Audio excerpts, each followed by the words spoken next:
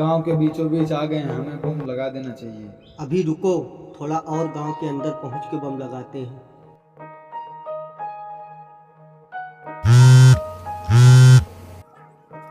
Hello, मेरी बात ध्यान से सुनो। हाँ भाई। जल्दी से मेरे घर आ जाओ। हाँ भाई, बस आ रहा हूँ। कहाँ आना है? हाँ, वही पुराने वाले घर। ठीक है, आ रहा हूँ। अभी और कितना आगे चलना पड़ेगा? थोड़ा आगे चल के पोजीशन देख के लगा देना है। वो 15 अगस्त, जिंदाबाद। वो हम लोग 15 अगस्त के लिए चंदा इकट्ठा कर रहे थे कि ताकि हर घर में तिरंगा लहरा सके। प्यास लगी होगी आप लोगों को। चलिए आइए, मेरे घर पानी पी लीजिए। ये लो भाई पानी। आप लोग देश के लिए इतना कर रहे हैं तो मेरा फर्ज तो इतना बनता ही है। अरे ये लोग कौन?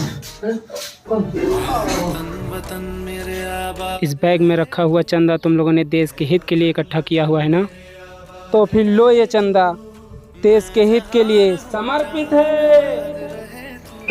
भारत माता की इंकलाब।